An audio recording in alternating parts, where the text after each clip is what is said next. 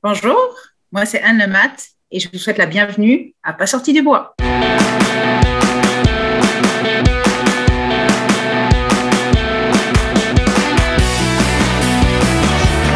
messieurs, votre gagnant du 110 km! Si tu commences à te sentir bien en courant un ultramarathon, fais-toi-en pas, ça va passer. Grand champion du 125 km!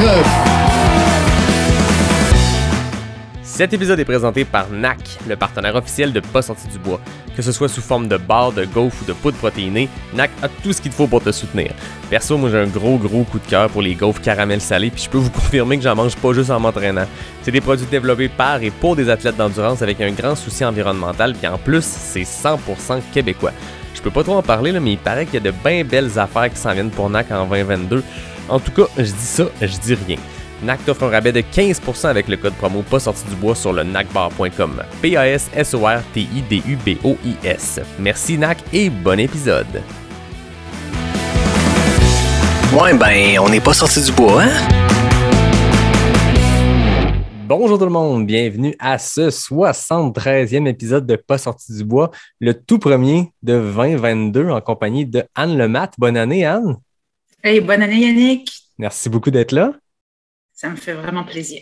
Grâce à la magie d'Internet, on parle déjà de 2022 alors qu'on n'est pas encore tout à fait là, mais au moment où les gens vont nous écouter, on sera en 2022. Ouais. Je suis vraiment content que tu sois là. Ça faisait longtemps que je voulais t'inviter. On s'est croisés plusieurs fois. On s'est parlé dans plein de contextes. Là, je t'ai vu à la Racine d'Or quand tu as remporté un prix. On pourrait y revenir. Puis là, on jasait. Là-bas, je me suis dit, OK, là, depuis le temps que je veux inviter Anne, c'est le temps de le faire. Je me lance. Puis en plus, je te mets la pression de commencer l'année 2022. Pas t'en rajouter un peu, mais l'an passé, c'est Hélène Dumais qui avait commencé. La pression, c'est toujours 2022, bon, hein, fait qu'il n'y a pas de problème avec la pression. Ben voilà, ça prend une bière pour passer à travers la pression, c'est ça que je comprends. Exactement, c'est la meilleure façon. Qu'est-ce que tu bois? Je bois c'est une folle mesure qui est une délicieuse Session NEIPA du Ciboire à Sherbrooke. Ciboire, achat local pour toi qui est de la région de Sherbrooke. Absolument. Et puis, j'aime beaucoup et le goût, déjà. Et puis, je trouve que le nom est sympathique, folle mesure, parce que, ça prend de la mesure. Quand on fait des choses comme ça prend une certaine... mais il faut être un peu fou. Fait que je trouve que c'est une bière dont le nom me donne envie de la boire. Ben, c'est très inspirant. Puis c'est vrai que dans les ultras, il y a un peu des deux. Hein. Ça prend un peu de mesure, ça prend un peu de discipline. En fait, ça prend beaucoup de discipline pour l'entraînement, pour la préparation nutritionnelle, pour tout ce qu'on fait. Mais ça prend une certaine folie. Je pense qu'il n'y a personne qui peut être 100% sain d'esprit puis se lancer dans 100 km de course et plus. Peut-être que je me trompe. Ben, ça fait pas si longtemps que je suis dans cet univers-là. Puis, il y a quelques années, j'avais entendu Hélène Dumais quand elle faisait le montage de son film Infinitus, 1888. Et puis, ça m'avait beaucoup frappé. Ça me fait penser à ça, ce que tu dis. Elle avait dit, quand tu prépares quelque chose comme ça, il y a vraiment, il faut que tu aies tout prévu, mais il faut aussi que tu te prépares à l'imprévisible. Mm-hmm.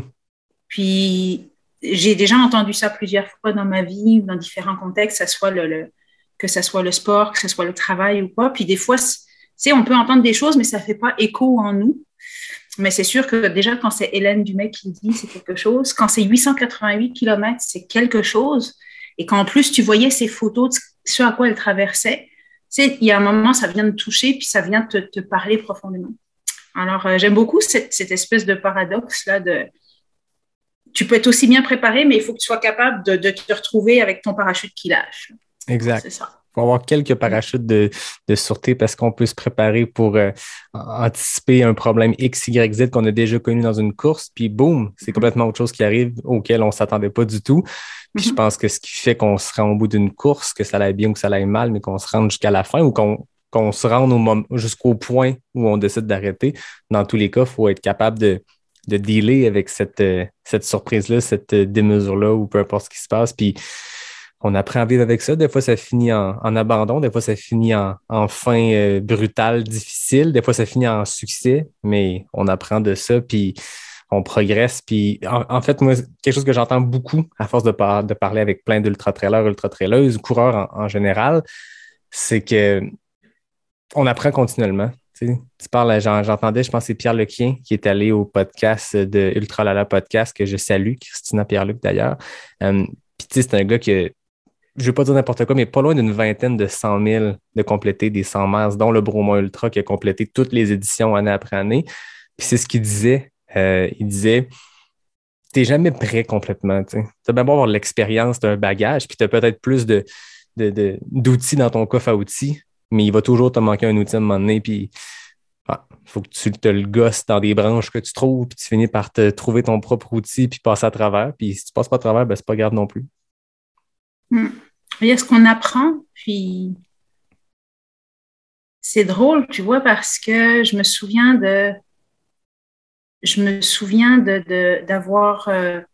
d'avoir vu Marjorie Barivilla, qui est venue il y a quelque temps dans ton podcast aussi, qui est une bonne amie. Et puis, elle était là au départ du 125 Arikana cette année.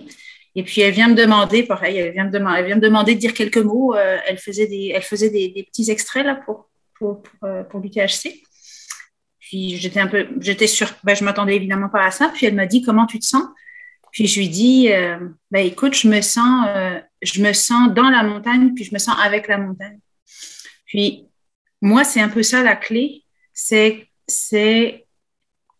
Oui, il faut préparer, oui, il faut apprendre. Il y a un côté très analytique, puis ça, c'est une partie de moi. Puis, je pense qu'on a besoin d'apprendre. Il y a des choses qu'on n'invente pas, là, ça, c'est sûr, là.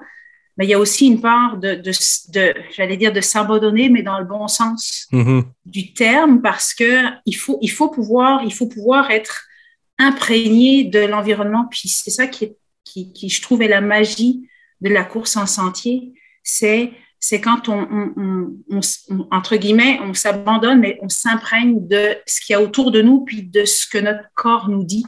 Puis ça, à la limite, c'est de l'apprentissage, mais c'est beaucoup d'accepter d'être à l'écoute, pas toujours raisonner les choses. Ça, c'est assez... je pense. C'est spécial parce qu'on peut pas toujours l'expliquer, là. Mais quand ça se passe, c'est le fun. Ah oui. Mais je pense que c'est ça le plaisir aussi de la course en sentier, que ce soit en entraînement ou en course. Puis, tu sais, moi, j'ai une approche très pragmatique, analytique dans ma façon de préparer les courses, pas pour l'entraînement, mais pour tout le reste. C'est ceux qui ont écouté mon épisode 60 de mon Bromont Ultra, ils entendaient ma blonde lister des choses. T'as-tu fait ça? T'as-tu fait ça? T'sais, mais moi, j'ai besoin de toute cette structure-là, de préparer un guide de mots-clés, de choses à ne pas oublier au ravito pour question de repartir du ravito sans oublier quelque chose. Je suis TDAH diagnostiqué, j'ai besoin de cette structure-là, puis j'ai besoin de quelqu'un qui me le demande. Ma blonde me disait, t'as-tu telle affaire, t'as-tu changé tes bas? J'ai besoin de toute cette préparation-là, puis je le pense en amont pour complètement m'abandonner le jour J. Moi, je pense que ça a été ça, personnellement, le succès de ce Bromont Ultra-là, c'est que je suis arrivé, j'avais tout structuré avant, mais quand la course a commencé, j'ai parti mon cellulaire juste parce qu'il fallait l'avoir sur nous. J'ai parti le GPS, je l'ai mis dans ma poche en mode silencieux. Puis je ne l'ai pas regardé. Je n'ai pas regardé ma montre. Ma montre, c'est une montre chrono. Là. Elle fait juste calculer l'heure et le chronomètre. Mais je me suis complètement abandonné. Puis je me laissais gérer dans mes ravitaillements. Fait que je suis arrivé avec cette approche-là très laisser-aller parce que j'avais une structure que j'avais moi-même établie avec mon crew et tout. Puis ça a fait que ça s'est bien passé. Ça, c'est ma recette. Ça a été ma recette pour Bromont cette année. Après ça, félicitations. C'est quelque chose. Moi, j'ai accompagné un ami sur les 40 derniers, là, comme pacer. Ouais. Puis, c'est quelque chose, le Bromont Ultra. C'est vraiment quelque chose. Fait que, rien que 40, j'ai trouvé que c'était exigeant. Il y a 2-3 ans, là, j'avais accompagné notre ami Dominique là-dessus. Puis, c'est fantastique, c'est vraiment plaisant d'être pacer, mais on a conscience que c'est juste le dernier quart, là, puis c'est déjà tellement exigeant. Fait que je te lève mon chapeau à cette occasion, Yannick, c'est vraiment impressionnant. Tu sais, moi, j'embarque là-dessus, puis sur le moment, on embarque, puis c'est dur, là, mais quand on a quelqu'un à côté de nous qui a déjà fait 3 fois cette distance-là, tu te la fermes. Comme quoi, tout est relatif. Ça permet de relativiser des fois. C'est ça qui est drôle, là, c'est que quand on commence à courir des longues distances, les petites paraissent plus accessibles. C'est quand même une drôle de... C'est pas juste ça, là, parce qu'il y a toujours de se perfectionner, puis c'est souvent sur les petites distances qu'on va arriver à s'améliorer, là. C'est beaucoup plus précis, mais c'est des plaisirs différents, on va dire. Il faut que ça reste un plaisir. C'est ça qui est pas toujours évident, mais c'est un beau monde, le monde de la course à pied. C'est ça que je trouve. Ben oui, c'est vrai, j'avais oublié, je m'en rappelais, mais le lien qui nous unit aussi, c'est que tu as été le pacer de Dominique quand il a complété son Bromont Ultra en 2019. Puis c'est drôle parce que Dom et moi, on est allés courir ensemble quelques semaines avant mon Bromont Ultra où lui était mon pacer. J'avais un pacer d'expérience parce qu'il avait fait cette course-là, le Bromont 160, mais il avait aussi été accompagné par toi. Puis on parlait, puis il me demandait comment tu veux qu'on gère notre pacing, tu sais, qu'est-ce que tu veux que je fasse? Puis il m'a juste dit, ben moi, avec Anne, c'était ça qu'on faisait, puis c'était ça qu'on fait. On a juste reproduit ce que vous aviez reproduit ensemble à l'époque, en 2019. Il me disait, je vais être en avant de toi, je vais faire la navigation, toi tu suis, puis quand ça fait mal, tu fermes ta gueule, puis tu avances. Ça a été ça pendant 40 km. OK. C'est drôle. On parle, mais j'ai même pas dit moi ce que je buvais, puis c'est important parce que c'est un partenaire du podcast, fait que je vais le dire, mais moi j'ai décidé que j'allais faire un janvier sans alcool, juste parce que je suis dans mes derniers gros blocs d'entraînement pour Black Canyon le 12 février. Puis j'ai décidé, bon, pas ce temps des fêtes, vous avez entendu mon épisode avec Charles Castonguay, on a abusé des bonnes choses dans le temps des fêtes. Là, janvier sans alcool, puis ça tombe bien, j'ai un partenariat avec Boréal, la Hors Sentier, donc leur nouvelle gamme de bières sans alcool. Puis là, j'ai la chance d'avoir leur nouvelle rousse Hors Sentier qui vient tout juste de sortir, donc... quand j'ai le goût d'un petit breuvage houblonné au mois de janvier, comme je fais le janvier sans alcool, ça sera avec la hors sentier. Puis la rousse est vraiment, vraiment très bonne. Donc, après avoir parlé déjà pas mal, cheers à toi, Anne. Merci d'être là. Et cheers! Oui, c'est le fun. Ben, c'est vrai qu'on apprécie, mais c'est ça prend quand même de la discipline quand on fait de la course. Puis c'est drôle parce que le Ciboire a sorti une bière qui s'appelle Discipline. Je pense qu'ils l'ont sortie l'année passée au mois de février, parce que c'est février, le mois de sans alcool. Oui, d'habitude, c'est le février. Honnêtement, c'est vraiment agréable. Fait que faut oser des fois essayer des choses nouvelles, là. Ah oui, exactement. Mais j'adore le nom de leur bière, la Discipline pour leur bière sans alcool. Il y a de la suite dans les idées. Ouais. Parle-moi, Anne, de comment la course est entrée dans ta vie. Parce que tu disais que ça fait pas si longtemps que tu es dans cette communauté-là. Puis tu avais eu un super beau message dans ton message de remerciement quand tu as remporté l'Ange des Sentiers, le bénévole de l'année.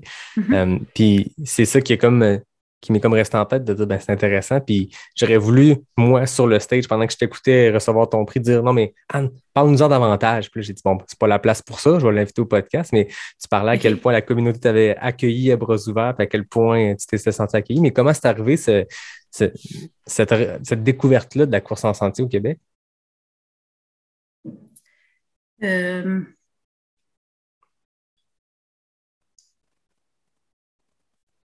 C'est sûr que c'est quand même récent dans le sens où ça date, on va dire, de 2014, 2015. Maintenant, c'est drôle d'y repenser. Hein. Il y a toujours des étapes. Il y a des faits marquants, mais il y a des étapes. C'est clair que... je ne sais pas si c'est tous les enfants qui aiment courir, mais c'est clair que j'ai toujours aimé ça courir. J'ai des souvenirs, mettons, au secondaire. Moi, je suis originaire de la France. J'ai grandi en France. Et puis, j'ai souvenir du secondaire où bon, là, tu as des sensations. Tu sais, j'ai souvenir d'avoir fait des courses avec... J'étais pas dans une équipe de sport attitrée. J'ai fait différents sports, du basket, du soccer, des choses comme ça. Mais j'ai souvenir d'avoir fait des courses officielle. Et puis là, tu sais, tu as cette espèce de vibration dans la poitrine extraordinaire. Fait que ça, c'est des beaux moments où je trouve que quand tu cours, tu vis plus fort, là. Bon, mais ça date du secondaire. Tu sais, après, la vie passe. Tu fais tes études, tu es occupé, tu fais des bébés, tu es occupé.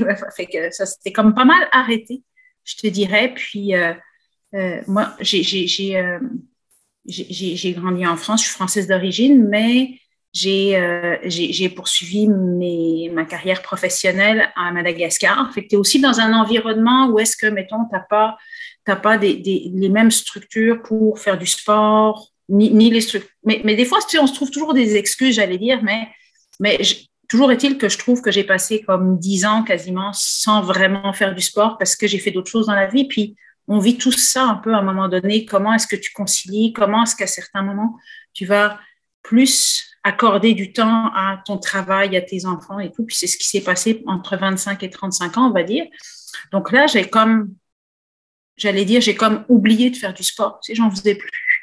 Alors que, mettons, jeune, 10, 15, 20 ans, j'aimais ça. Arrivé ici au Québec, là, faut faire sa place parce que tu arrives, tu connais personne.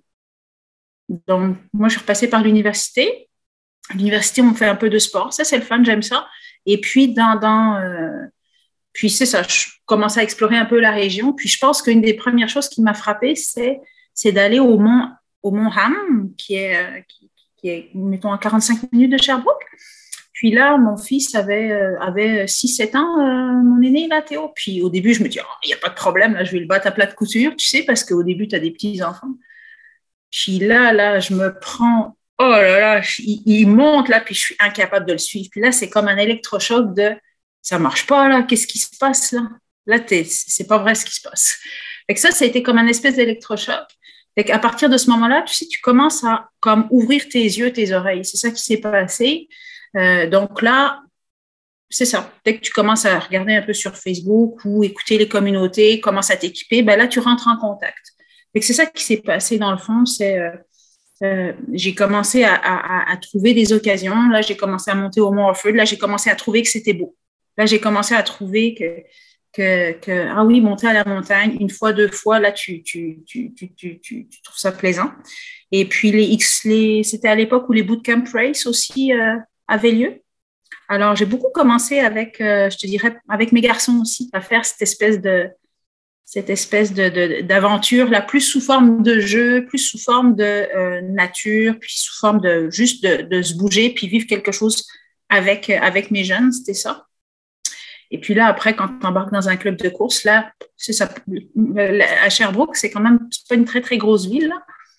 Donc, ça va vite, tu sais, il y a la boutique Le Coureur, où est-ce que c'est la place où est-ce qu'il faut aller. Puis, quand tu vas dans cette boutique, tu vas rencontrer Kenny, qui est le gérant, mais qui est un très bon athlète, puis qui t'explique, qui te regarde pas de haut en te disant, ouais, toi, tu sais pas courir, fait que prends ces trucs-là. Tu sais, les gens prennent soin les uns des autres. Fait que on te montre le bon matériel, on t'explique qu'il y a un club. Donc, c'est comme ça un petit peu que ça démarre. Puis, ça démarre vraiment doucement. Puis, au début, tout est nouveau. Fait que tu sais pas nécessairement courir l'hiver, etc. Fait que c'est vraiment comme ça que ça a démarré. Longue histoire, là, une longue réponse à ta question. Mais parfait, c'est comme ça. Ça a été de démarrer, je te dirais à la fois course sur route, course en sentier, vivre des choses avec les gens. Puis là, les gens, ils te parlent OK, il y a cette course-là au Mont-Sainte-Anne. Puis là, tu vas vivre ça. Puis là, tu vis quelque chose de différent. Il y a le fait que c'est des beaux événements. Puis il y a aussi le fait que quand tu vas sur un événement, ça m'est arrivé justement au début de vouloir progresser parce que j'ai quand même un côté compétitif. Je suis allée à des événements, je suis allée au Ultimate XC à Saint-Donat. Je suis allée à quelques événements comme ça, puis tu sais, j'y allais comme quasiment toute seule, puis je faisais ma course, puis j'arrivais en bas, puis je connaissais personne, je voyais... Fait que c'était un drôle de feeling. Et à l'inverse, ça m'est arrivé d'aller courir au QMT, m'entraîner pour le 40 km, 44 km, puis d'avoir 10 amis qui m'attendent à la fin alors que j'étais dans les dernières, ils m'avaient attendu pendant 2-3 heures, puis là, on te célèbre, puis j'ai tellement été touchée par cet accueil-là que comment est-ce qu'on est capable de reconnaître tes efforts, puis ça n'a pas rapport avec ton classement. C'était, je ne sais pas comment expliquer, mais c'est vraiment, on a vécu quelque chose collectivement, les gens, puis tu n'es pas jugé sur ton classement, mais on partage quelque chose, puis ça, je trouve que tu vois, j'ai reçu un prix comme bénévole Ange des Sentiers, mais de ce que je comprends, c'est parce que je suis pas mal impliquée dans la communauté ici. Il y a à la fois une combinaison de ce qu'on vit individuellement dans ce sport, qui est un sport individuel, mais collectivement, il y a quelque chose qui se passe quand on s'entraîne ensemble, quand on va à des événements ensemble et quand on est à l'arrivée. Puis, oui, ça peut être tes amis, mais ça peut être les bénévoles qui vont t'encourager sur le parcours et à l'arrivée. Ça peut être le directeur de course qui vient te taper dans la main. Ça, c'est quelque chose. Et je pense que c'est beaucoup ça qui a fait que j'ai continué parce que c'est venu beaucoup me nourrir personnellement, tu sais, au niveau de qu'est-ce qu'on est capable de donner puis de recevoir. C'est pas mal ça. Donc, c'est comme ça, je te dirais, c'était un petit peu comme des électrochocs de voir des gens et de voir mes enfants et d'avoir envie de trouver que ça avait bon goût, on va dire, par rapport à une vie un peu assise dans mon sofa, là, comme je suis ce soir, c'est le fun, mais on va pas passer sa vie dans son sofa. Pas trop longtemps. Non, c'est ça. Voilà. Ben, c'est intéressant. On l'entend beaucoup, ça, la performance individuelle. Puis je pense que ce type d'épreuve-là plaît à un type de personne qui aime repousser les limites puis tenter plus long ou plus rapide. Mais tu sais, cette espèce de désir-là de toujours pousser individuellement ses performances en dépit du classement, on s'en fout. Tu sais, les gens aiment beaucoup se comparer à eux-mêmes puis de dire aujourd'hui, je vais aller m'amuser dans le bois. Puis l'année d'après, tu te dis, je vais me réinscrire dans la même course parce qu'elle était le fun, mais je vais essayer de le faire plus rapide. Le seul esprit de compétition, il y a entre toi et toi pour bien des athlètes, mais il y a tout le côté communautaire, le côté qu'on retrouve une famille dans le trail. Puis moi, j'ai senti aussi quand j'ai commencé à en faire que c'était pas un cercle fermé du tout. Faut pas que tu sois part of the gang pour commencer à vivre ça au travers d'une course. Tu arrives à une course, moi, mon premier QMT 25, je me suis pointé là complètement tout seul avec un camelback sur le dos puis des espadrilles de course à obstacles d'un pied. Puis je savais pas c'était quoi des gels. Puis je m'étais traîné une barre Cliff, puis j'avais 1,5 litre d'eau dans le dos. Puis ça a été ça pour mon premier 25 km. Mais personne se juge, se regarde. Je me rappelle, j'avais fait des courses sur route avant, puis tu es dans le mid-pack, tu es dans ton enclos, là, puis tu t'enlignes sur le lapin du 55 minutes sur un 10 km. Il n'y a personne ici qui est là pour être commandité puis pour gagner des prix. Puis le monde, ça se check un peu. J'avais eu ce feeling-là. Je ne dis pas que c'est généralisé à la course sur route, mais quand je suis arrivé en trail, habillé tout croche pour une course pour laquelle j'étais clairement pas prêt parce que je faisais des 25 km sur route, puis là, je suis arrivé puis je suis allé me casser les dents sur un 25 km sur trail. J'ai senti cet aspect-là de famille dès la ligne d'arrivée. De l'équipe qui te tape dans la main, tu reçois un verre de bière, tu prends une bière, les bénévoles te jasent comme si tu étais leur ami. Tu sais, il y a vraiment cette ouverture-là. On dirait que la communauté a les bras grands ouverts, puis qui veut entrer, entre. That's it. Ouais. Moi, mon explication là-dessus, c'est que tu sais, il y a tellement de choses qui peuvent arriver dans une course de trail. Il y a tellement de... C'est sûr, la course sur route aussi, tu as des variations météo, mais les temps, que ce soit à cause du D+, que ce soit à cause de la météo, c'est beaucoup moins parlant. Donc, il y a cette espèce de détachement des gens, cette espèce d'autodérision. Mais ça ne veut pas dire qu'il n'y a pas des gens performants. Tu sais, je veux dire, on s'entend, il y a des gens extrêmement performants, puis ça se travaille, la technicité, je veux dire, c'est très exigeant aussi. Puis ce qui est drôle là-dedans, tu sais, c'est drôle. Moi, mon chandail, c'est club de course. Je suis coach d'un club de course. Je ne suis pas coach sur un club de trail. Il y a les deux à Sherbrooke, là. C'est avec la boutique Le Coureur, mais j'ai pas de... Moi, j'apprécie vraiment les deux. Tu sais, c'est sûr que on n'est pas sorti du bois. puis j'adore la course en sentier. Puis c'est comme ça que je suis repartie dans cet univers-là, tu sais. Mais rapide, je ne sais plus si c'est au bout d'1 an ou 2 ans, j'ai vu que ça allait plafonner si j'améliorais pas ma technique. Et mon choix technique, ça a été de dire, je vais y retourner sur la route. Ou en tout cas, je me suis fait, tu sais, j'ai posé des questions, je me suis enfermée auprès des coachs et des entraîneurs, puis on m'a quand même dit, OK, là, faut que tu apprennes à courir. Et c'est ça. Fait que, tu sais, t'apprends, tu travailles les intervalles, tu travailles toutes sortes de choses. Et honnêtement, moi, j'ai du plaisir à courir sur asphalte. Puis c'était drôle. Un jour, il y a quelqu'un qui m'a dit, mais tu fais des ultramarathons, mais tu n'as jamais fait de marathon. OK, j'ai fait un marathon. Mais j'ai trouvé ça très, très, très, très instructif, un entraînement sur marathon. Je pense que, tu sais, comme tu disais, il y a différents types de coureurs. Moi, j'ai tendance à penser qu'on peut pas avoir du plaisir tout le temps quand on s'entraîne. Ou en tout cas, je l'accepte parce que oui, il y a des entraînements où des fois on est fatigué, des fois c'est pas la bonne météo, c'est dur, ça nous repousse et tout, mais ça fait partie du jeu. Puis moi, je l'accepte ça, je l'accepte complètement. Puis on a des coureurs extraordinaires ici, comme dans toutes les villes, là, mais tu les vois, puis tu vois ce qu'ils font, puis tu dis, c'est sûr qu'ils sont pas toujours du plaisir, mais c'est un peu le prix à payer. Puis la satisfaction après, c'est toujours. J'avais des amis qui me disaient, mais tu sais, quand tu es rendu, tu connais ça, Yannick, là, tu sais, quand on est, tu as 2, 3 mois, 4 mois d'entraînement, puis là, ta grosse course s'en vient, mais tu es là, puis tu sais, ça force, c'est dur, là. Tu sais, des fois, tu sais pas, il est où le bout du tunnel, puis tu te demandes si ça marche pas. Mais quand tu sais qu'est-ce que ça va te procurer, c'est là que ta satisfaction. C'est quand tu arrives à te le représenter, mais des fois, on ne le sait pas. Des fois, on ne le sait pas. Puis, fondamentalement, je trouve que moi, c'est ça qui me permet de faire les entraînements que je fais. Là, je m'étais entraînée pour le Gaspésia il y a cette année, puis l'année d'avant. Mais c'est quand tu as quelques grosses images de qu'est-ce que ça peut t'apporter, que ça me maintient sur la ligne, là, ça me maintient sur le cap. Mais oui, c'est pas toujours facile, mais il y a des façons de trouver ça, il y a des façons de rendre ça agréable. C'est ça. C'est toujours la quête de savoir pourquoi on le fait. Puis j'ai l'impression que ça évolue dans le temps. On entend souvent ça, on entend beaucoup ça, puis je sais pas.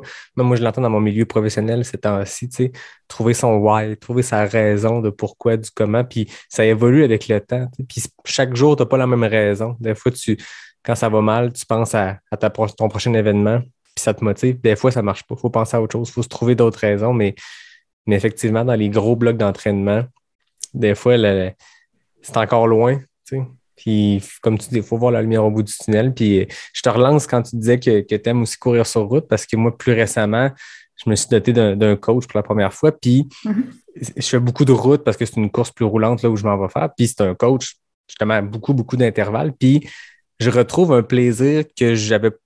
J'ai beaucoup plus de plaisir en sentier, mais il y a quelque chose que je ne retrouve pas dans la course en sentier, c'est de voir des résultats aussi concrets rapidement. Moi, je ne cours pas toujours au même endroit, fait que je ne vais pas toujours monter la même côte, puis je n'essaie pas de battre mon propre temps dans une côte. Fait que moi, quand je pars en sentier, la switch est à off, puis les micros, pas les micros, mais la montre, le sel, tout ça est à off. Fait que moi, quand je pars en sentier, je suis en zone 1, en zone plaisir, puis j'avance, puis je profite du paysage, même si c'est un gros entraînement, c'est une longue journée. Mais là, ce que j'aime en ce moment, que je découvre, puis peut-être que je vais me tanner, mais à faire autant d'intervalles qu'Éric m'en fait faire, Éric DM, mon coach, je vois du concret puis du résultat vraiment très rapidement. Après 4-5 semaines, je faisais un programme d'intervalle, il revient une deuxième fois, puis je me rends compte que je performe beaucoup plus. Puis là, pour la première fois, j'ai installé Strava, puis là, j'ai des entraînements avec des données un peu plus que moi, qui ça va remplir mon fichier Excel à la main selon la trace GPS que je me suis faite en ligne sur Google. Là, j'ai vraiment de la donnée. Puis là, je prends tranquillement ce plaisir-là à analyser un peu de la donnée puis de voir du concret, ce que je n'avais jamais vu en 12 ans de course. Puis la route permet ça, je pense. Peut-être que ça le permet aussi en trail, hein, je ne sais pas, mais j'ai l'impression qu'il y a une irrégularité de plus qu'en sentier, que les variations sont plus grandes, alors que quand tu te rends compte que ta zone 1 ou ta zone 2 ou ta zone 3 ou ton intervalle à 4 minutes du kilo, tu le fais plus facilement qu'il y a 3 semaines. Tu fais, my God, là, c'est une métrique facile à comparer d'une fois à l'autre parce que c'est le même asphalte plat puis c'est la même tentative de vitesse. En tout cas, il y a quelque chose de... Je t'écoutais parler de ça puis ça me faisait penser à ce nouveau petit plaisir-là que je découvre avec la route plus récemment.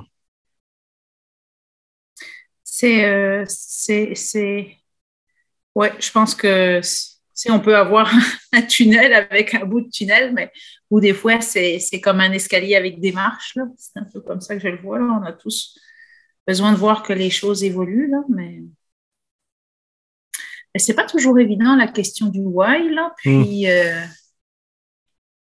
c'est une discussion que j'avais eue il y a quelques temps avec Marie-Lou Butterfield, qui est comme la gérante au club de course, puis c'est aussi une amie. Puis j'étais vraiment en questionnement par rapport à...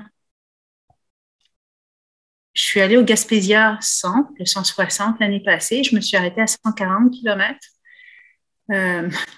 Mes amis, les coureurs, ils en ont entendu parler pendant 6 mois. Ça m'avait énervé pas mal de m'arrêter.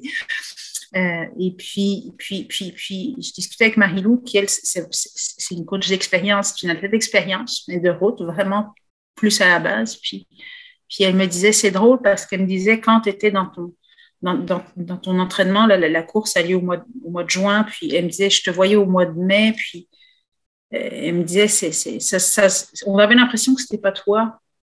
On avait l'impression, je comprenais qu'elle me disait, ça te pesait, même ma foulée avait changé. Tu sais, il y a un moment donné, c'est difficile de doser. Puis elle m'a dit, pose-toi la question de ton intention, de pourquoi tu veux faire cette course. Puis tu vois, Yannick, honnêtement, j'ai pas la réponse. J'ai pas la réponse vraiment parce que je trouve que des fois, dans la vie, dans le travail, on toujours réponse, question, réponse.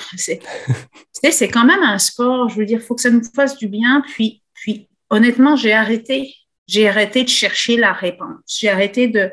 J'ai posé les questions à des gens, mais j'essaye, comme un peu je disais tantôt, des fois, il faut comme juste laisser la montagne nous parler ou s'écouter ou juste laisser aller les choses. Moi, fondamentalement, ce que je vis quand c'est des longues courses, quand c'est des ultras ou quand c'est des fast-packs, c'est cette part d'aventure incroyable, comme si t'es dans un film de cinéma ou comme si t'es dans une BD. Puis ça, c'est fantastique. C'est un rêve, là. Donc, c'est ça que je vais chercher. Après, est-ce que c'est le fait de s'entraîner puis de réaliser le Gaspésia 100 qui va m'apporter ça? Est-ce qu'il y a d'autres façons? Je ne sais pas. Je n'ai pas fini de réfléchir à ça. Mais des fois, faut arrêter. Je me dis, arrête de théoriser, puis laisse-toi aller un petit peu. Mais c'est sûr que ce que je vois, c'est qu'en m'entraînant en sentier sur de la longue distance, ça me permet d'aller découvrir des lieux et des endroits et d'atteindre des endroits qui sont incroyables. Mes amis du Québec, René, Mathieu, qui font des fast-packs en Gaspésie et tout, puis tu vois ils te racontent leur aventure, ils te montrent des photos, c'est incroyable. Puis moi, c'est ça qui m'allume, c'est de découvrir des endroits comme ça parce que c'est pour la beauté des lieux, parce que c'est un pays formidable ici, là. Puis c'est aussi l'aventure humaine que tu peux avoir avec là où les personnes avec qui tu fais ça.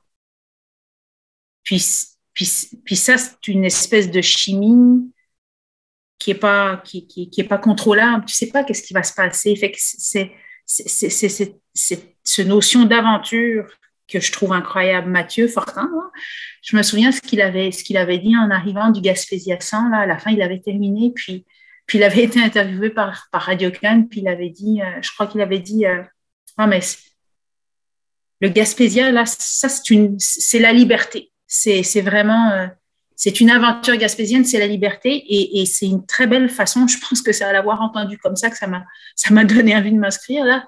C'est cette espèce d'inconnu puis d'aventure qui est en tout cas moi ce qui m'attire là-dedans. Bon, puis la définition s'arrête là. Puis après on cherche des moyens de réaliser ça. Réaliser son rêve, c'est pas une recette si simple que ça. C'est ça que je me dis là. Est-ce que c'est la raison de cette histoire-là avec Mathieu qui t'a poussé à te lancer sur le Gaspésia pour ton premier 100 mètres? Parce qu'on n'a pas parlé, mais tu as quand même progressé dans les distances. QMT, on t'en parlait tantôt, le 42, le 50, UTHC 42, UTHC 80, Gaspésia 25, QMT 80, UTHC 125 en 2019, 4e place d'ailleurs, félicitations. Merci. Puis 2020, bon, l'année COVID, tu as quand même fait l'UTHC 65. 2021, ouais. Tu as décidé de te lancer sur le Gaspésia pour ton premier 100 miles, ce qui n'est pas une main. Un 100 miles est un 100 miles. Il n'y a pas de 160 km qui peut être facile, mais le Gaspésia est particulièrement connu comme étant extrêmement difficile, début de saison. Ouais. Est-ce que c'est l'histoire de Mathieu ou est-ce que c'est ce lien-là avec la Gaspésie qui t'a motivé à choisir cette course-là pour te lancer dans le 100 miles? Moi, je fonctionne beaucoup avec des modèles ou des personnes qui m'inspirent. Peut-être qu'on est nombreux comme ça, rien inventé, mais ça prend des gens, des icônes qui te parlent un peu. Puis, c'est sûr que j'ai eu la chance en 2019 là, d'aller en Gaspésie. Puis, j'y étais avec Amélie la gazelle, qui on a fait le transpercé quelque chose là. Et puis j'ai un peu connu la gang des Q de Québec.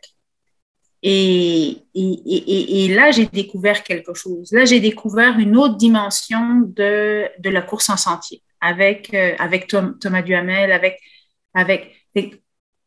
c'est ce qui est fascinant je trouve dans la vie là, c'est moi je dirais une des choses. Ce qui me fait peur dans la vie, c'est de m'ennuyer. Je ne veux pas être une vieille mémé assise dans un sofa. Puis, je pense qu'on est capable d'avoir du fun jusqu'à 90 ans au moins. Mais pour avoir du fun, peut-être qu'il y a des gens qui ont des trajectoires plus linéaires, mais moi, j'aime ça découvrir des choses nouvelles. Puis, j'aime ça me retrouver des fois dans des environnements sportifs ou pas différents. J'ai essayé aussi le triathlon, j'ai essayé des trucs, puis tu sais, des fois ça marche pas, mais il faut oser s'exposer. Tu sais, faut à un moment donné, il faut se commettre. Puis j'ai eu la chance de côtoyer ces gens-là, puis c'est comme, tu sais, c'est un choc, j'allais dire culturel, parce que c'est complètement un autre monde. Moi, j'arrivais de là, oui, j'avais fait progresser mon entraînement 40, 60, 80 kilomètres. Je trouvais ça intéressant, parce que c'est un petit peu, on va dire, la mode de l'ultra et tout. Donc, j'ai juste suivi la vague. Mais là, quand j'ai rencontré Dominique, Thomas, quand j'ai vu la préparation alimentaire, quand j'ai vu l'espèce de... on a beaucoup ri avec ça, parce qu'on disait... Mathieu, il y avait des éclairs de glucose qui sortaient de ses yeux, parce qu'il tournait beaucoup au sirop d'érable, tu sais. Tu repousses les limites, tu vas découvrir des choses auxquelles j'avais jamais eu accès. Puis là, je me suis dit, OK, là, il y a quelque chose que tu connais pas, puis là, tu vas aller découvrir quelque chose de nouveau. Fait qu'à un moment donné, tu essayes ça. Puis après, ça prend soi-même de se commettre. Puis ça prend des gens qui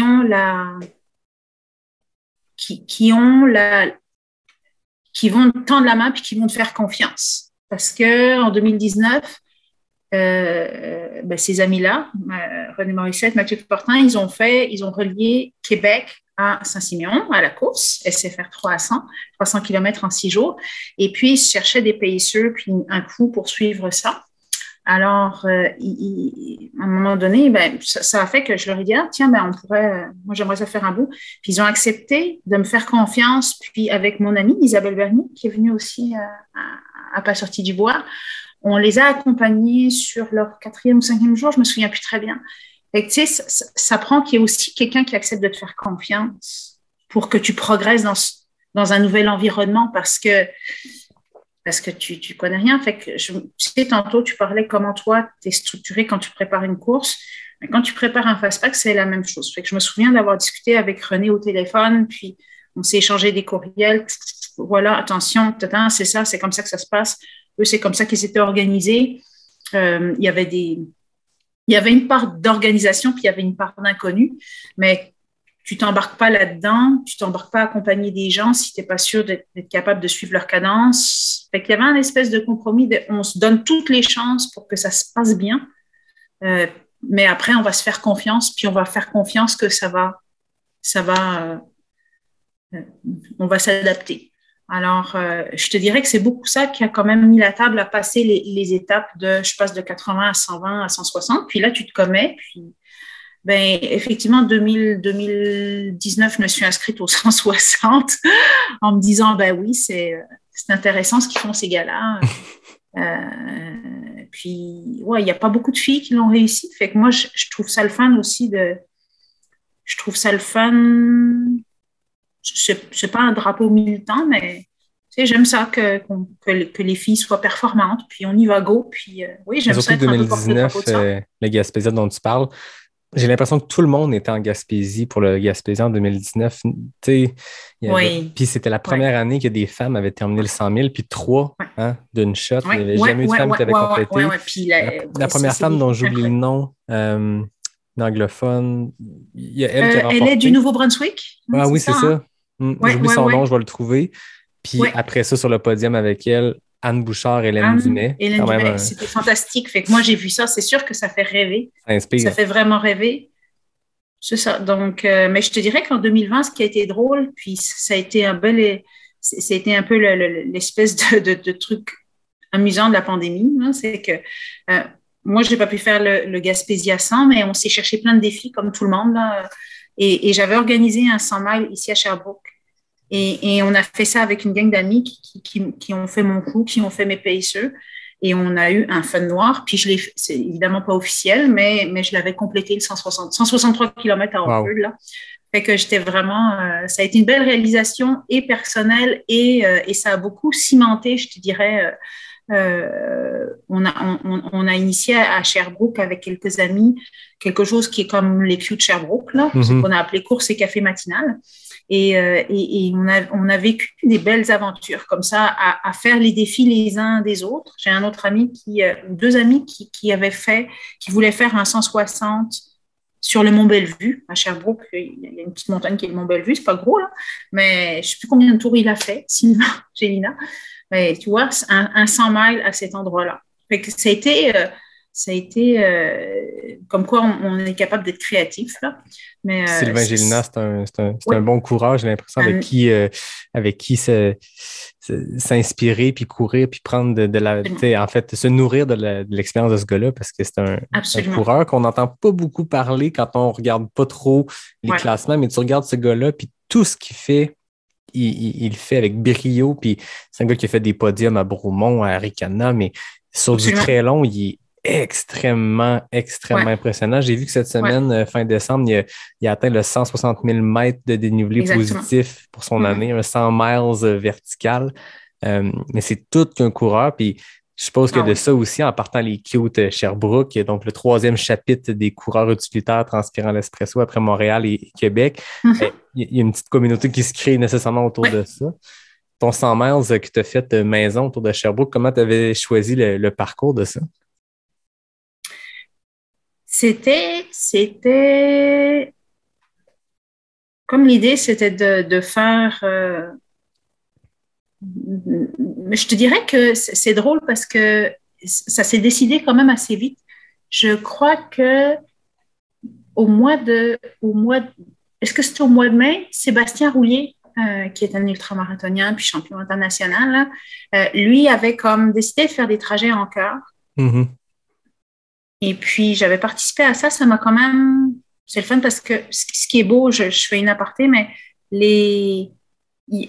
si on disait la beauté de la communauté de trail, de course en général, mais de trail, Sébastien, c'est un coureur de beaucoup de choses, là. Il court en plus avec un niveau très, très performant. Mais tu sais, il y a une grande générosité souvent à partager des choses. Fait que c'est sûr que... d'avoir accompagné Sébastien, ça m'a aidé à voir comment ça se planifie. Ça m'a aidé à voir comment c'était compliqué. Je me souviens plus de son circuit, mais lui, c'était pas des boucles, hein, mais c'était un circuit en estrie. Moi, je me suis dit, OK, là, tu veux faire quelque chose. Quand même, c'est nouveau pour toi, un 100 miles. Fait j'ai pas mis énormément de temps à le planifier. Tu sais, j'ai pas mis 6 mois, là, je sais plus, 1 mois, 1 mois et demi. Mais je me suis dit, fais un compromis entre, là, tu pitches dans l'inconnu au niveau de la distance, mais au moins, va dans des territoires que tu connais. Fait que j'ai comme défini des boucles dans le parc La CEPAC. Puis c'est des boucles sur lesquelles je me suis pratiquée pour être capable et d'être autonome et d'avoir un crew qui fonctionne et que ça soit pas trop compliqué. Donc, ça a été comme ça que ça s'est fait. Puis c'est drôle parce que je l'ai pas refait, mais en tout cas, c'est des parcours Montchauve, Sentier des Crêtes. Il y avait pas les sentiers de l'Estrie, mais tu sais, c'est un petit peu les parcours qu'on connaît. C'est assez facile à organiser. Puis pour tous les gens de se retrouver, c'est ce qui fait aussi que ça a été un parcours. C'était un parcours mixte aussi, une partie route, une partie trail pour pouvoir faire un petit peu la traversée complète du parc. C'était, tu sais, l'espèce de compromis quand on disait folle mesure, des mesures, il y a la partie contrôle, non contrôle. C'était planifié pour que ça se passe bien. Parce que c'est ça, je voulais pas que ça se passe mal. Je suis mère de 2 jeunes. En tout cas, j'ai quand même toujours un peu une obsession de la sécurité puis des choses qui se passent bien. Fait que, tu sais, il y a des gens qui sont très flyés. Moi, j'estime que je suis quand même... Il y a des zones où je ne vais pas, là. Donc, c'était un petit peu ça l'idée de le planifier, c'est que ça soit gérable avec un camp de base qui était à la CEPAC, ma voiture où il y avait toutes les choses dedans, puis un crew que je voulais que les gens aient du fun, qu'ils ne soient pas à m'attendre au milieu de nulle part, là. C'est un petit peu ça, là. L'avantage de créer ses propres défis, c'est qu'on peut... L'avantage de créer ses propres défis, c'est qu'on peut contrôler les paramètres, puis comme tu dis, pas nécessairement se mettre dans des situations hostiles ou de danger. Exactement. Puis est-ce que ce premier 100 miles-là que tu as fait homemade, est-ce que tu as fait des apprentissages que tu as appliqués à ton entraînement ou à ta préparation pour le Gaspésia en 2021? C'est sûr que j'ai oublié le nom du livre là, mais c'est un des livres que tu avais présenté. J'avais suivi un programme. Tu sais, la préparation est en amont. Ce qui reste un gros défi, je trouve, pour moi, à chaque fois, c'est l'alimentation. Okay. C'est vraiment difficile. Après, c'est sûr que